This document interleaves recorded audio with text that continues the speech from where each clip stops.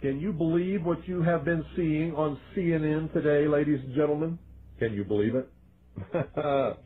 Supposedly, a CNN reporter found Osama bin Laden, took a television camera crew with him, went into Osama bin Laden's hideout, interviewed him and his top leadership, his top lieutenants and colonels and generals in their hideout. This is a CNN reporter with a camera crew. And he came out and told everybody, within 3 weeks, Osama bin Laden is going to attack the United States and Israel. Now, don't you think that's kind of strange, folks? You see, because the largest intelligence apparatus in the world, with the biggest budget in the history of the world, has been looking for Osama bin Laden for years and years and years, and can't find him. A reporter from CNN and his little camera crew got in to Osama bin Laden's secret hideout and conducted an interview. If you don't believe me, tune into CNN. They're probably running it right now as I'm speaking. And if you believe it, you are one of the stupidest jerks that ever lived on the face of this earth. And whatever is going to happen that they're going to blame on Osama bin Laden, don't you even believe it. When in hell are all you people going to wake up?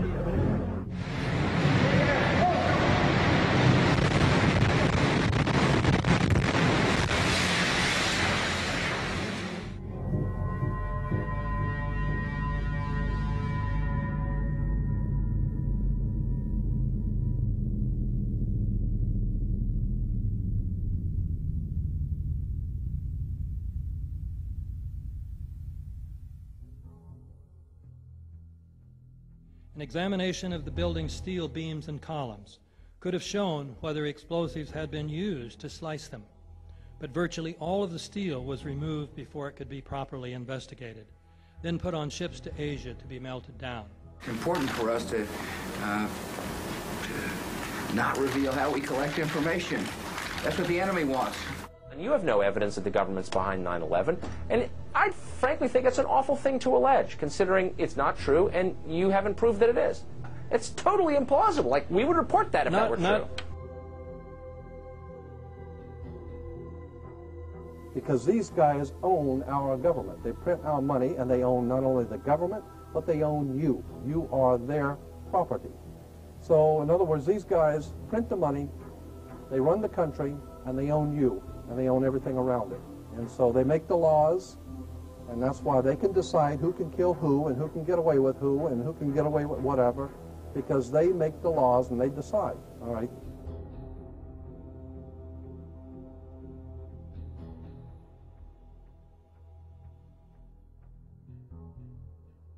On that day, what did the president say to you? The president, in a very intimidating way, left us, me and my staff, with the clear indication that he wanted us to come back with the word that there was an Iraqi hand behind 9/11, because they had been planning to do something about Iraq from before the time they came into office. Did he ask about any other nations other than Iraq? No, not at all. It was Iraq, Saddam, find out, get back to me. And were his questions more about Iraq than about al-Qaeda? Absolutely. Absolutely. He didn't ask me about al-Qaeda. And we said, but Iraq had nothing to do with this. And that didn't seem to make much difference.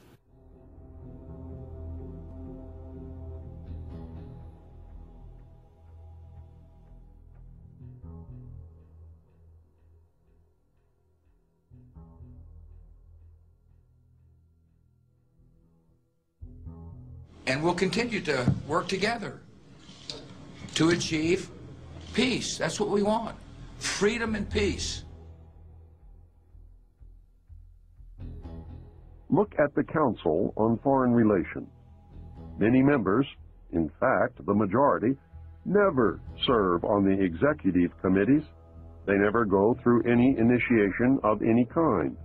They are, in fact, the power base and are used to gain a consensus of opinion. The majority are not really members, but are made to feel as if they are.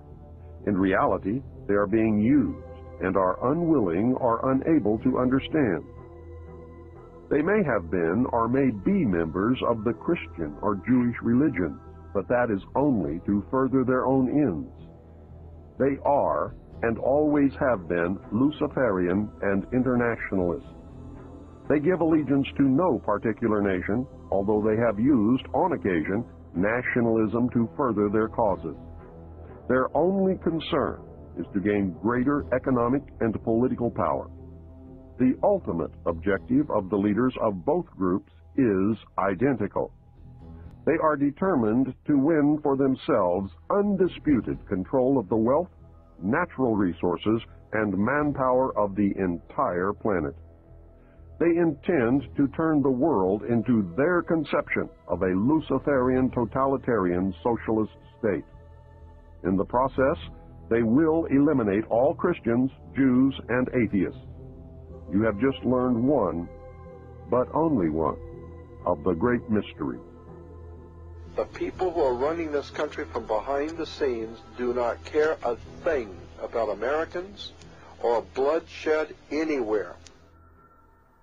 I think we're going to awaken one day to find out that we've all been too relaxed and entertained and watching television and being entertained with all the cares of life, never realizing what is going on in this country. In the secret, ladies and gentlemen, they are at least, very bare minimum, 50 to 100 years ahead, beyond what you can even imagine.